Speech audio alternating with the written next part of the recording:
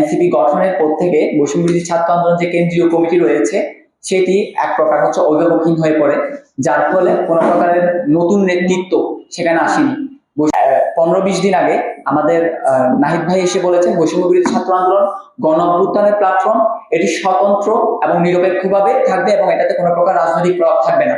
এবং অবশ্যই আমরা যে বৈষম্য বিরোধী ছাত্র আন্দোলন ছিলাম, নেতৃত্ব দিয়েছিলাম, প্রত্যেকটা মানুষ যে রাজনৈতিক দলে যেতে চায় বা রাজনীতি করার ইচ্ছা আছে এমনটা কিন্তু না। এক পর্যায়ে গিয়ে দেখা যাচ্ছে বৈষম্য বিরোধী ছাত্র আন্দোলনের কেন্দ্রীয় কমিটির রুটম্যাপ ঘোষণা করা হয়। রুটম্যাপের জন্য প্রথমত নির্বাচন কমিশন ঘোষণা করা হয়। নির্বাচন কমিশনে 3 জন নির্বাচন কমিশনারকে দায়িত্ব দেওয়া হয়। প্রধান নির্বাচন কমিশনার হিসেবে দায়িত্ব দেওয়া হয় লুৎফর রহমান নামে একজনকে, যিনি এনসিপি কেন্দ্রীয় কমিটির একজন কেন্দ্রীয় যুগ্ম সদস্য সচিব। তারপরে আরো এনসিপি 2 জন কেন্দ্রীয় কমিটির 2 জনকে কমিশনার হিসেবে দায়িত্ব দেওয়া হয়। একজনের নাম মোহাম্মদ রাকিব, আরেকজনের নাম ওয়াহিদুজ্জামান। এখন আমাদের কথা হচ্ছে, যেখানে বলা হয়েছিল যে এনসিপি বৈষম্য বিরোধী ছাত্র আন্দোলনের কেন্দ্রীয় কমিটি ঘোষণা নতুন নেতৃত্ব নিয়ে আসবে, যারা রাজনীতি যেতে ইচ্ছুক ছিল না, গণ অভ্যুত্থানের নেতৃত্ব দান করেছিল, যারা সৎ, যারা যোগ্য, যাদের বিরুদ্ধে কোনো প্রকার দুর্নীতির এলিগেশন নাই, তাদেরকে নিয়ে এগিয়ে আসবে। কিন্তু দেখা যাচ্ছে নির্বাচন কমিশন যেটা ঘোষণা হয়েছে সেটা পুরাপুরি একটা রাজনৈতিক দলের। আমাদের প্রথম প্রশ্ন এই জায়গায় যে রাজনৈতিক দলের হয়ে যে কেন নির্বাচন কমিশনার ঘোষণা করা হলো, যেহেতু বৈষম্য বিরোধী ছাত্র আন্দোলন কেন্দ্রীয় কমিটির একজন ছিল যিনি এখনো পর্যন্ত কোনো রাজনৈতিক দলে যায়নি, ফাতিমা মুখপাত্র যিনি, চাইলে ওনাকে কিন্তু নির্বাচন কমিশনার হিসেবে রাখা যেত। যদি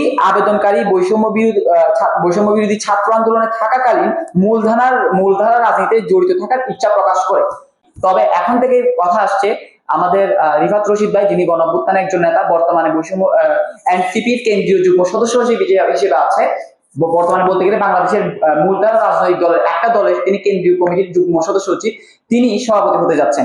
তাহলে যেখানে শর্তই দেওয়া হয়েছিল যারা কোনো প্রকার রাজনৈতিক ইচ্ছা পোষণ করবে তাদেরকে পর্যন্ত নমিনেশন দেওয়া হবে না, তাহলে কিসের ভিত্তিতে তাকে নমিনেশন দেওয়া হলো? এবং নমিনেশনের শর্তে কোথাও উল্লেখ ছিল না যে বৈষম্য বিরোধী ছাত্র আন্দোলনের যে 158 জন কেন্দ্রীয় সমন্বয়ক ছিল তাদেরকে কোনো প্রকার নমিনেশন দেওয়া হবে বলে। কারণ এখানে উল্লেখ করা ছিল যারা কেন্দ্রীয় নির্বাহী কমিটির সদস্য ছিল, সেল সম্পাদক ছিল এবং বিশ্ববিদ্যালয় কমিটিগুলোর আহ্বায়ক, সদস্য সচিব, মুখ্য সংগঠক, মুখপাত্র ছিল, শুধু তারাই আবেদন করতে পারবে।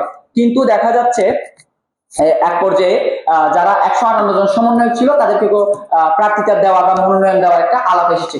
এখন আমার প্রশ্ন হচ্ছে, যদি কেন্দ্রীয় 158 জন যারা ছিল তাদেরকে যদি নমিনেশন দেওয়া হয়, তাহলে কেন জেলা সমন্বয়ক যারা ছিল তাদেরকে দেওয়া হবে না? আমি মনে করি এখানে অবশ্যই একটা বিরাট রকমের বৈষম্য হয়েছে।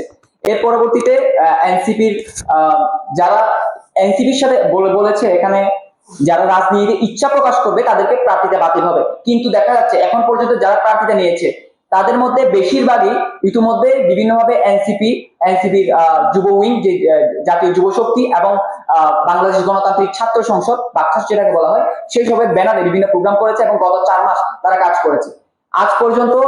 এখন পর্যন্ত যারা নমিনেশন নিয়েছে তারা বৈষম্য বিরোধী ছাত্র আন্দোলন প্ল্যাটফর্মটাকে রান করানোর জন্য গত 4 মাসে কাজ করেনি, বরং তারা এনসিপি এবং বিভিন্ন রাজনৈতিক দলের ব্যানারে গিয়ে বিভিন্নভাবে প্রোগ্রাম করেছে এবং বিভিন্ন এজেন্ডা বাস্তবায়ন করেছে।